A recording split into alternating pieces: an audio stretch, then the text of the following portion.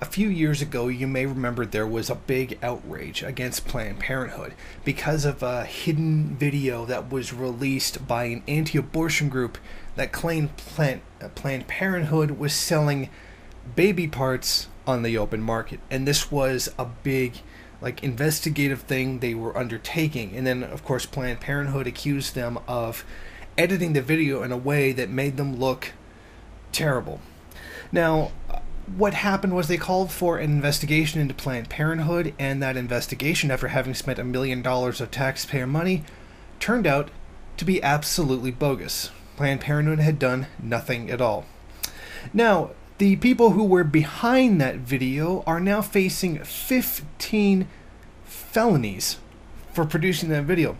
The names of the two people are Daleidan, Sandra, Merrit, and they set up a fake biochemical research company, the Center for Medical Process. They've been charged with 15 counts of recording individuals that they're receiving their consent, 1 count of criminal conspiracy. Now, if Daniel and Sandra are convicted, they will face several thousand worth of fines and several years in prison.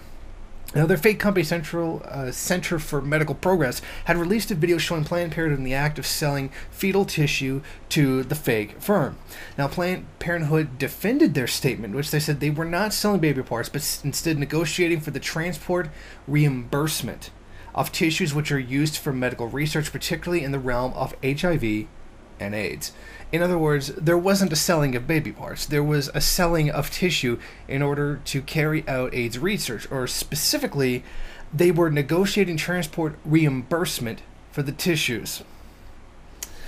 Now, despite the fact that the investigation into Planned Parenthood showed that absolutely nothing was going on that was unethical whatsoever, many people in the mainstream are still continuing to insist that there was shady doings. For example, HP CEO Carly Fiorina and Senator Ted Cruz of Texas are still going on about this, and they still claim that baby parts were being sold, despite the fact that there was a federal investigation that showed that no such thing was happening. They referenced a supposed portion of the video where the abortionist had stated that the child born alive must be kept alive to harvest its viable parts. However, nothing in the released footage showed this graphic scene. Republicans continued to use this as evidence to launch investigations into Planned Parenthood using taxpayer dollars. $1 billion later, none of these investigations reveal any wrongdoing. Now, despite this, anti-abortion groups have continued their crusade against Planned Parenthood by continuing to use false information like this.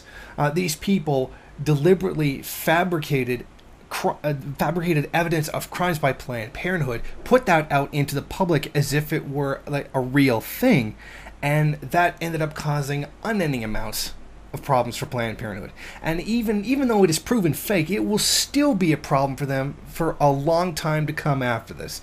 Frankly, given the severity of their lies, the fact that they went through